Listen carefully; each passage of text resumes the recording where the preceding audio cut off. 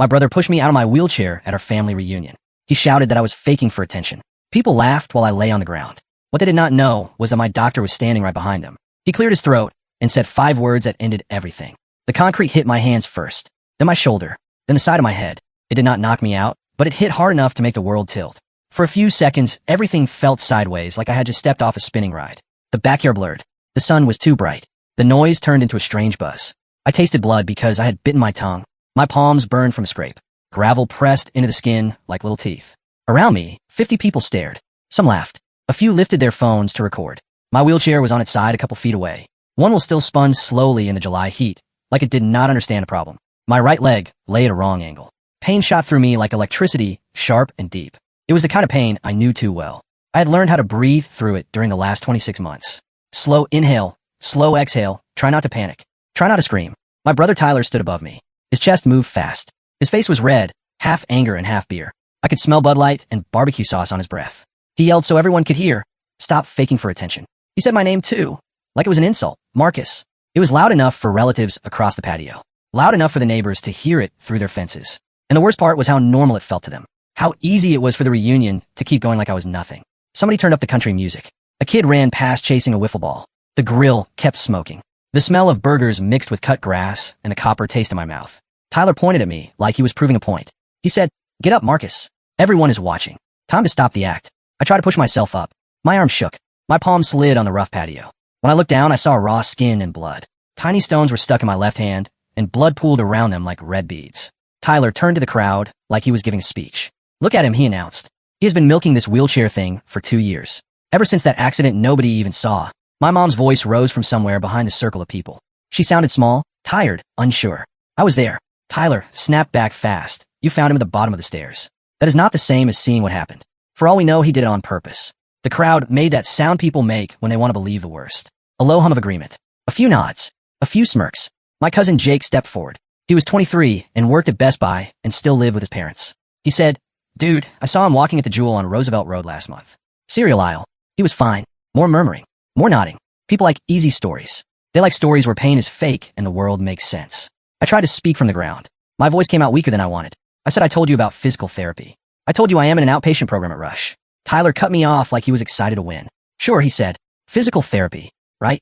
Meanwhile, you have been collecting disability checks and living in mom's basement for 2 years. Playing video games, ordering DoorDash on her credit card, living like a king while the rest of us work." I said, "Because I cannot work."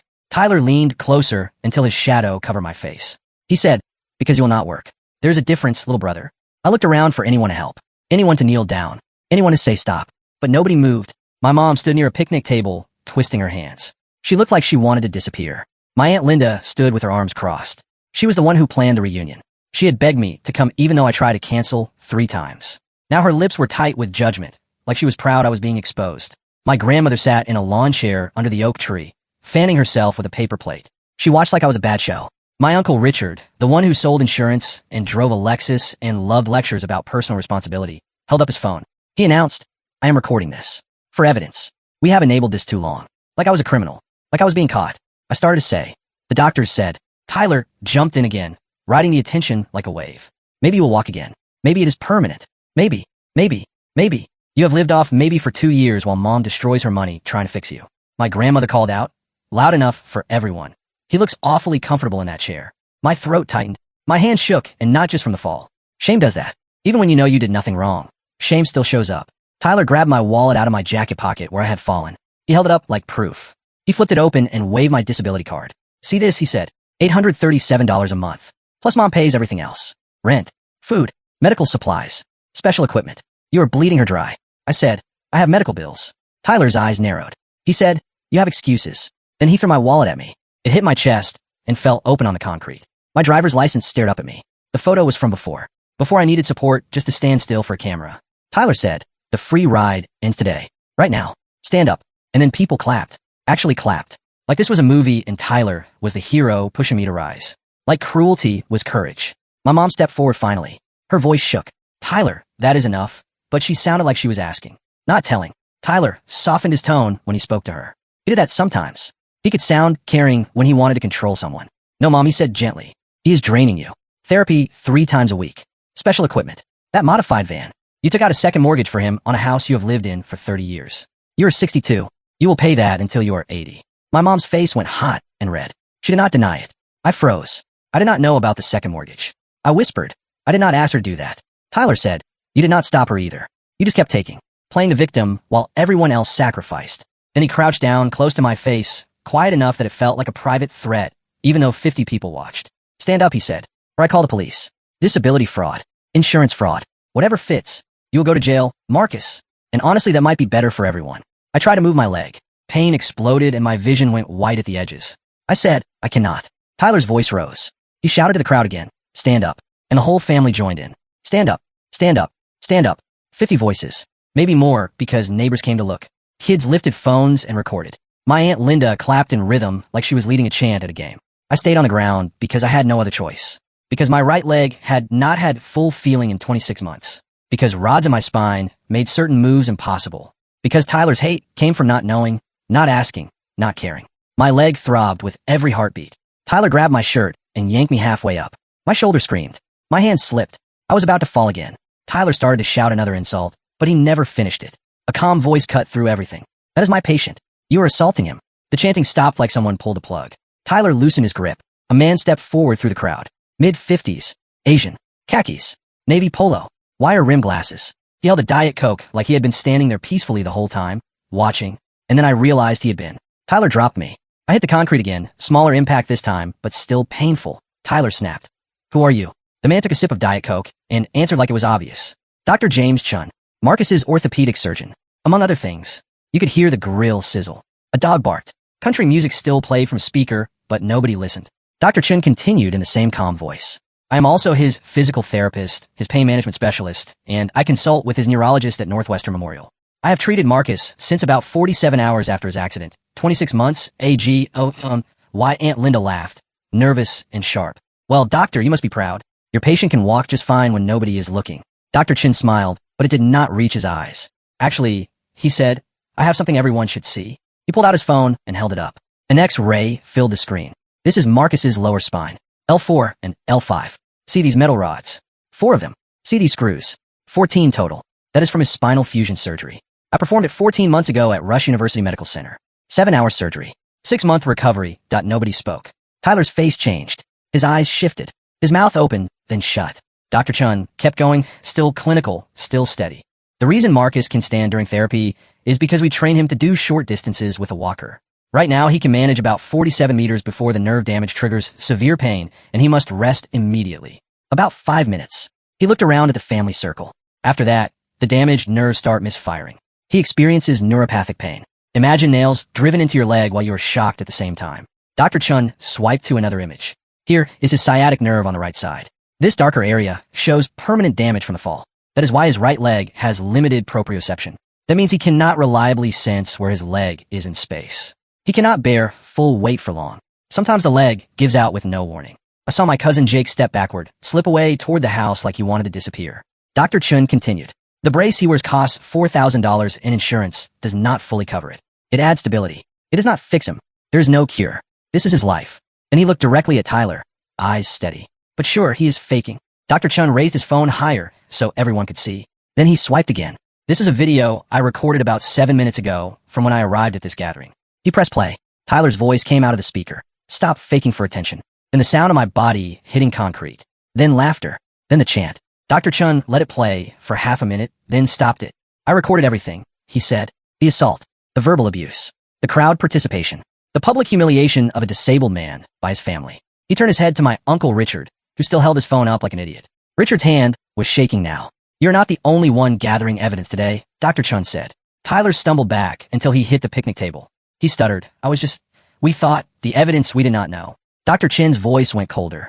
You thought wrong. You did not think at all. You did not ask questions. You did not request records. You did not speak to his doctors. You decided he was lying because that is easier than accepting the truth.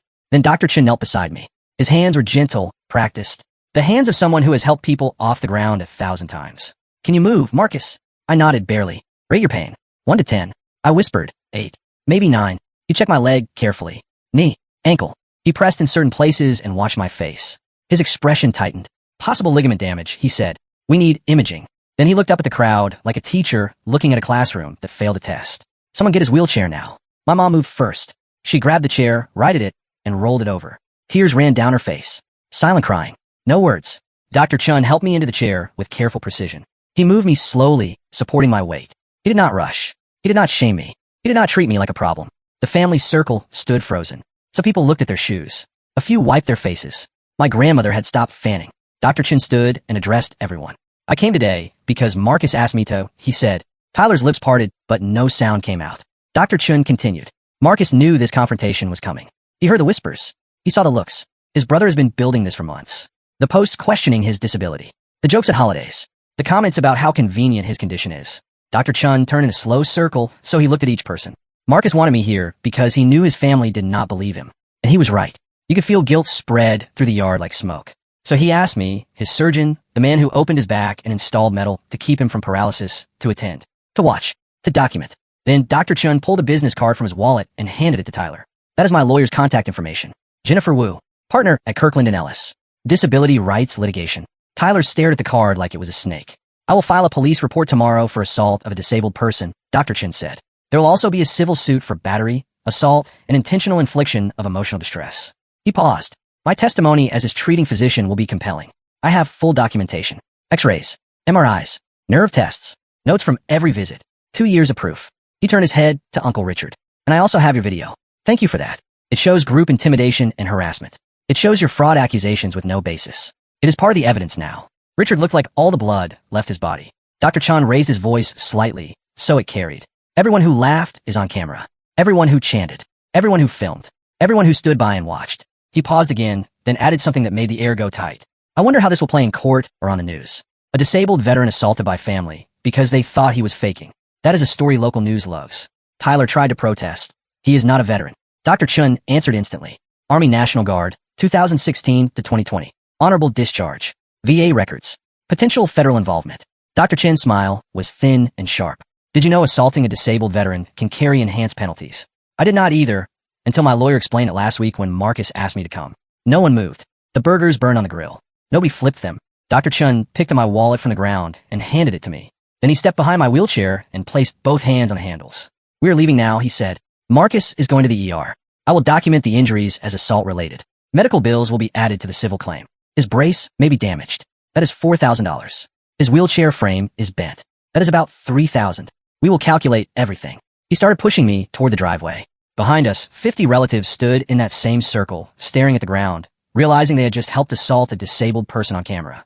Tyler's voice cracked behind us. Wait, Marcus, I am sorry. I did not know. I did not turn around. Dr. Chun kept pushing. We reached the van, a modified Honda Odyssey with a ramp. The van my mom bought. The van Tyler just used as an argument to shame me. The van my mom apparently took a second mortgage to afford.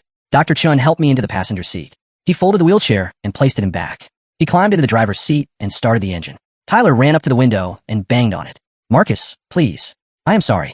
I looked at him through the glass. This was my brother. The kid I shared a bedroom with for 15 years. The one who taught me to ride a bike. The one who used to protect me at school. The one who had just thrown me onto concrete in front of our whole family. I rolled the window down 2 inches. You want to know the worst part? I said. Tyler nodded hard, desperate. I called you 3 times after my surgery. I said. I left voicemails. I sent texts. I invited you to appointments so you could hear the prognosis from the doctor. You never answered. You decided I was lying without asking for proof. You chose to believe I was a con artist instead of believing I was hurt. Tyler started to speak. I cut him off. You did not think, I said. That is the problem. Then I rolled the window back up. Dr. Chun drove away. The emergency room at Northwestern Memorial was packed that Sunday evening. Dr. Chun spoke to Triov. He spoke to an attending doctor he knew from conferences. I got into a room fast, within about 20 minutes. X-rays confirmed what my body already knew. My right knee was damaged. Torn lateral collateral ligament. Another surgery scheduled for Wednesday. Another 6 weeks of recovery. Another painful setback. While we waited for the specialist, I asked Dr. Chun a question that burned in my chest. Why did you really come today? He was quiet for a moment. Because I have treated spinal injury patients for 27 years, he said. I have watched families break apart over it. Caregivers burn out. Patients abandoned. People believe the disabled person is faking because that is easier than accepting life is random and cruel. He looked at me. I came to document the truth. He adjusted his glasses. What they do with the truth is their choice. But now they cannot claim they did not know. The police report was filed Monday morning. A detective named Luis Gonzalez called me Tuesday afternoon. 23 years on the force. Calm voice. No nonsense. He said he reviewed the video, Dr. Chen's statement and my medical records. This is clear, he said. Your brother pushed you out of your wheelchair and caused additional injury. That is aggravated battery against a disabled person. Felony. I asked what happens next. He said a warrant would be issued. Tyler would be arrested and arraigned quickly. And because of the video and the seriousness, prosecutors would likely proceed even if I hesitated. I told him I did not know what I wanted. He said something I could not forget. Families like yours do not change without consequences. Real consequences. Tyler was arrested Wednesday morning. He posted bail the same day. His lawyer called me Thursday. A guy Tyler knew from a gym who handled minor cases. He said Tyler wanted to apologize and make it right. He asked if I would drop charges. I said, I am not pressing charges. The state is. Talk to the prosecutor. The lawyer tried again, asking if I would call a misunderstanding. I said it was not a misunderstanding. It was an assault. On video. In front of 50 witnesses. There is no confusion. He said, but he is your brother. I answered. He pushed me out of a wheelchair because he decided my disability was fake. That is not brother behavior. That is criminal behavior. Then I hung up. The civil suit was filed Friday. Jennifer Wu met me in her downtown office. View of the Chicago River. Sharp eyes. Calm confidence. She specialized in disability rights law. She said we would sue Tyler for battery and intentional infliction of emotional distress.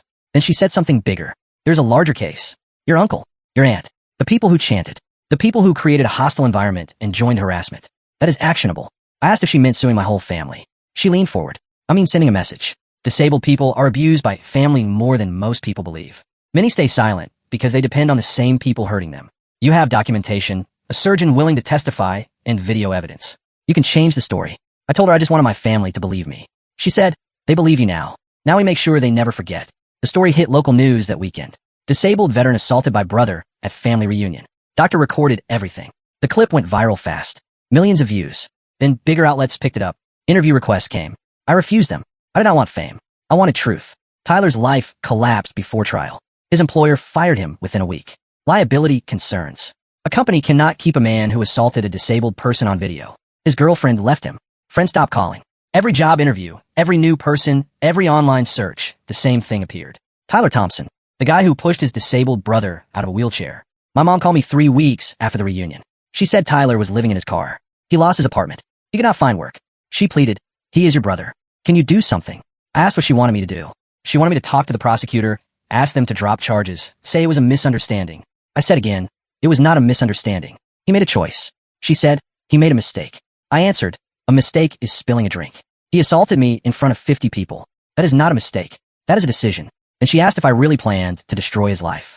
I thought for a long time before answering. No, I said, I am letting him face consequences. There's a difference. She hung up. The settlement came months later. Tyler pleaded guilty. He got probation, community service, anger management, and a suspended sentence that would activate if he violated probation. The civil case settled for $127,000. Medical bills, pain and suffering, future therapy, punitive damages. Tyler would pay for years. Jennifer called me when it was done. You won, she said. It did not feel like winning. She said it never does. But you sent a message. Disabled people matter. Assault matters. Consequences are real. She said Tyler ruined his own life. I only documented it.